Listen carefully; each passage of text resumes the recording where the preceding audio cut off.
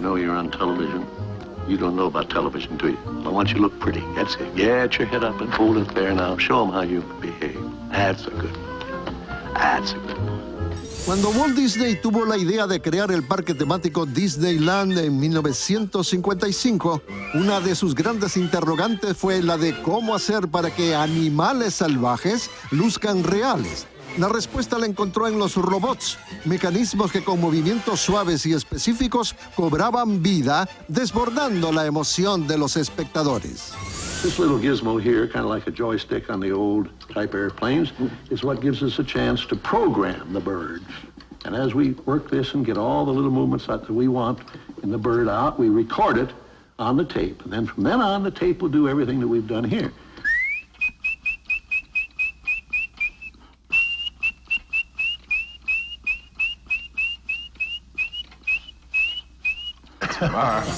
Para Walt, esta parte del trabajo fue tan importante que tiene su propia organización independiente llamada Walt Disney Imagineering.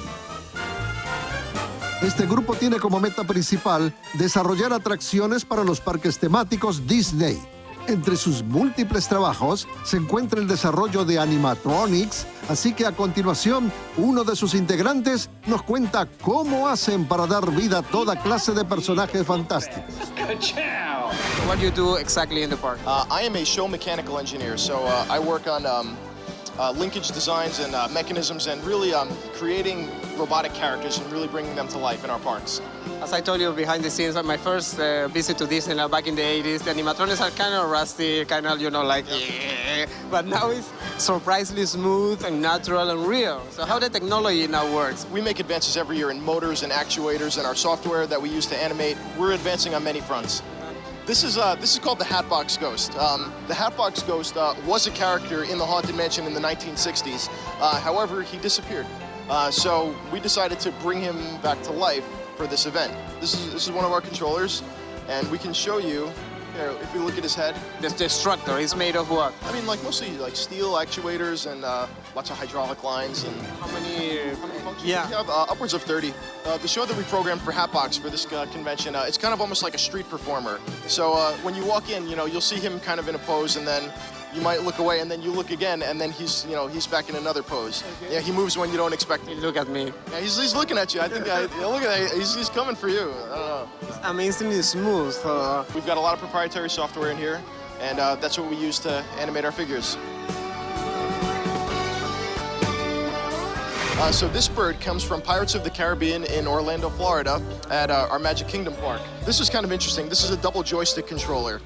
So with this, we can make the parrot move, we can make his body move, his head turn, his beak. We can even kick his little peg leg out. You can, very, very silly, very fun. It's all fun. So do you want to give it a try? Can I? Sure. All right. That's okay. So you're probably going to want to use both hands there. I think he's doing very well. Look at that. So how do you feel while you're animating? I feel very silly. It feels very silly. Yeah, it's a little bit different from using a puppet on a string, but almost the same principle, no? Yeah. So, I'm a mess. I'll give it to you. Who is the guy who made the performance, the computer got the software and do it over and over and over and over again? This is all the culmination of many people on our team working on it. Up here is the Mr. Potato Head arm. Okay. This is just another example of the kind of cycling that we have to do in our shop. Just to make sure that a function's going to work before we actually go and install it. And this is we use tests like these to really fine-tune them. That looks like a NASA thing. It's like so amazingly futurist. Mate. Yeah, this is Mater's mouth. This is I worked on this right after I was an intern with Disney.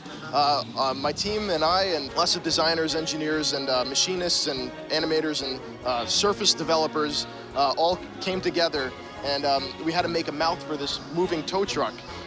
But Made of what? The outside. The outside is a silicone rubber. And how do you match the sound with the movement? Because in the attractions they are talking and moving. All right, that all comes in the animation. So we just need to make sure that we hit all of our cues and we make all the good vowel expressions and we try to get all the correct mouth shapes as we animate. Well, for all the young audience who's watching us, if they want to do the same as you do, Yes. What you study first? I studied mechanical engineering. I grew up, I loved science, I loved machines, I loved how things work, and later on I started studying art and drawing, and I want to get more into animation. So, I mean, you never really stop learning. But what I would say, you know, to anybody that wants to get involved in this, make sure that you go and you build anything that comes to your imagination. Like, go get in your garage, even if you make it out of wood and nails and, you know, pieces of plastic, if you can. If you have a good idea in your mind, build it. And you learn so much just by doing it. And maybe someday you will be an Imagineer like Vinny.